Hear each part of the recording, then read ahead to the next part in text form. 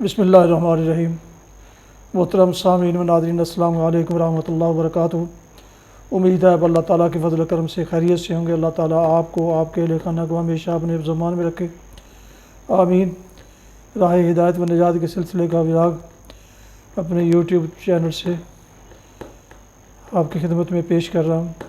اگر آپ نے ابھی تک میرے یوٹیوب چینل کو سبسکرائب نہیں کیا تو سبسکرائب کر لیں، دوستوں سے شیئر بھی کر لیں اور بیل آئیکن کو پریس کرنا نہ بھولیں، تاکہ آنے والے ایسے روحانی اور قرآنی ولاگز جو سراسر باعث خیر، باعث برکت اور باعث ثواب ہیں، وہ آپ اور دوستوں تک باقاعدہ اور بر وقت پہنچتے رہیں۔ شروع کرتے ہیں القرآن و حدیث۔ اعوذ باللہ من الشیطان الرجیم، بسم اللہ الرحمن الرحیم۔ وَإِلَىٰ مَدْيَنَ أَخَاهُمْ شُعَيْبًا قَالَ يَا قَوْمِ اعْبُدُوا اللَّهَ مَا لَكُم مِّنْ إِلَٰهٍ غَيْرُهُ قَدْ جَاءَتْكُم بَيِّنَةٌ مِّن رَّبِّكُمْ فَأَوْفُوا الْكَيْلَ وَالْمِيزَانَ وَلَا تَبْخَسُوا النَّاسَ أَشْيَاءَهُمْ وَلَا تُفْسِدُوا فِي الْأَرْضِ بَعْدَ إِصْلَاحِهَا ذَلِكُمْ خَيْرٌ لَكُمْ إِن كُنتُم مُّؤْمِنِينَ۔ صدق اللہ العظیم۔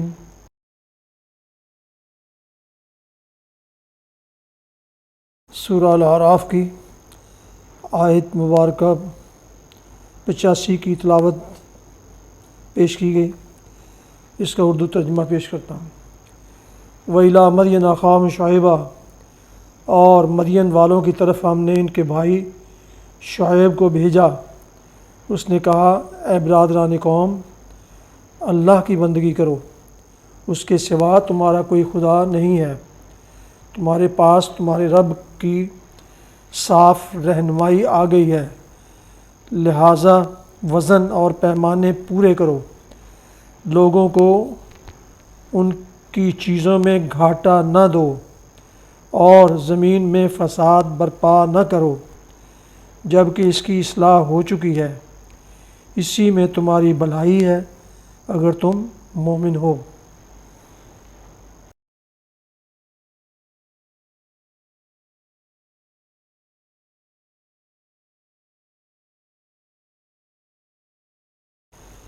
تلاوت کی گئی آیت مبارکہ کی تفسیر بیان کی جاتی ہے۔ اور مدین والوں کی طرف ہم نے ان کے بھائی شعیب کو بھیجا۔ مدین کا اصل علاقہ حجاز کے شمال مغرب اور فلسطین کے جنوب میں بحر احمر اور خلیج عقبہ کے کنارے پر واقع تھا، مگر جزیرہ نمائے سینا کے مشرقی ساحل پر بھی اس کا کچھ سلسلہ پھیلا ہوا تھا۔ ایک بڑی تجارت پیشہ قوم تھی۔ قدیم زمانہ میں جو تجارتی شاہراہ بحر احمر کے کنارے یمن سے مکہ اور ینبوع ہوتی ہوئی شام تک جاتی تھی، اور ایک دوسری تجارتی شاہراہ جو عراق سے مصر کی طرف جاتی تھی، اس کے عین چوراہے پر اس قوم کی بستیاں واقع تھیں۔ اسی بنا پر عرب کا بچہ مدین سے واقف تھا، اور اس کے مٹ جانے کے بعد بھی عرب میں اس کی شہرت برقرار رہی، کیونکہ عربوں کے تجارتی قافلے مصر اور شام کی طرف جاتے ہوئے رات دن اس کے آثار قدیمہ کے درمیان سے گزرتے تھے۔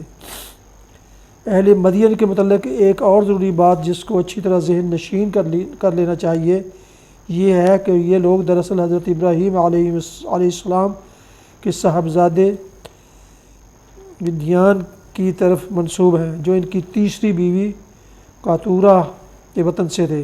قدیم زمانہ کے قاعدے کے مطابق جو لوگ کسی بڑے آدمی کے ساتھ وابستہ ہو جاتے تھے، وہ رفتہ رفتہ اسی کی آل اولاد میں شمار ہو کر بنی فلاں کہلانے لگتے تھے۔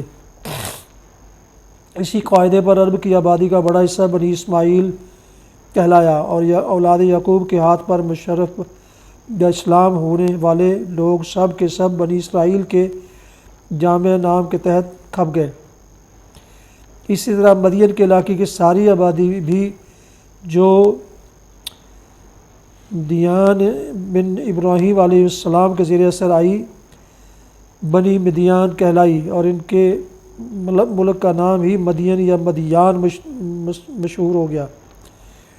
اس تاریخی حقیقت کو جان لینے کے بعد یہ گمان کرنے کی کوئی وجہ باقی نہیں رہتی کہ اس قوم کو دین حق کی آواز پہلی مرتبہ حضرت شعیب کے ذریعہ سے پہنچی تھی۔ در حقیقت بنی اسرائیل کی طرح ابتداً وہ بھی مسلمان ہی تھے، اور شعیب علیہ السلام کے ظہور کے وقت ان کی حالت ایک بگڑی ہوئی مسلمان قوم کی سی تھی، جیسی ظہور موسیٰ علیہ السلام کے وقت بنی اسرائیل کی حالت تھی۔ حضرت ابراہیم علیہ السلام کے بعد 600-700 برس تک مشرک اور بد اخلاق قوموں کے درمیان رہتے تھے۔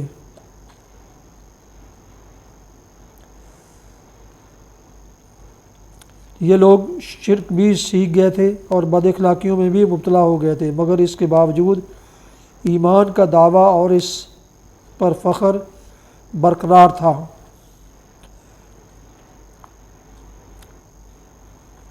لوگوں کو ان کی چیزوں میں گھاٹا نہ دو۔ اس سے معلوم ہوا کہ اس قوم میں دو بڑی خرابیاں پائی جاتی تھیں، ایک شرک، دوسری تجارتی معاملات میں بددیانتی، اور انہی دونوں چیزوں کی اصلاح کے لیے حضرت شعیب مبعوث ہوئے تھے۔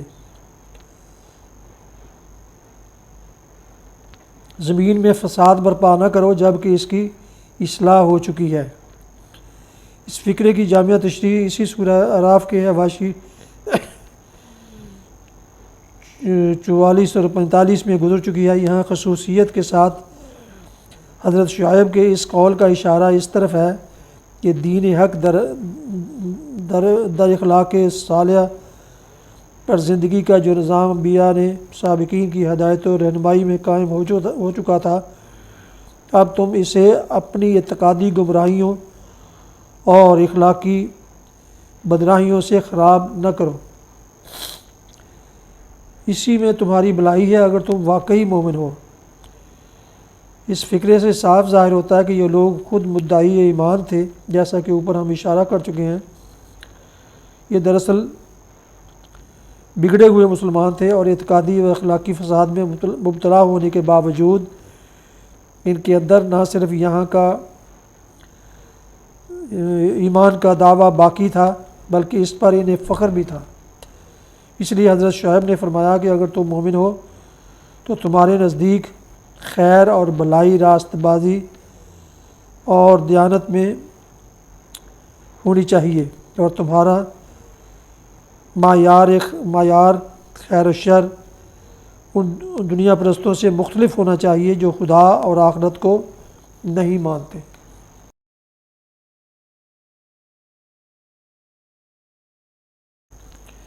حدیث مبارکہ حضرت ابو ہریرہ رضی اللہ عنہ سے روایت ہے، رسول اللہ صلی اللہ علیہ وسلم نے فرمایا، جب تم میں سے کوئی شخص جمعے کی نماز پڑھے تو اس کو چاہیے کہ وہ اس کے بعد 4 رکعات سنت پڑھے۔ صحیح مسلم کتاب الجمعہ حدیث 881۔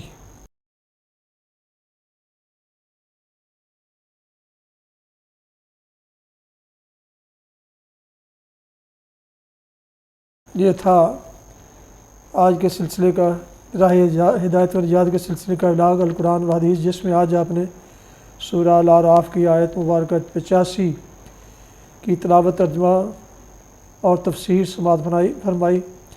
اس کے علاوہ ایک حدیث مبارکہ بھی آپ کی خدمت میں پیش کی گئی۔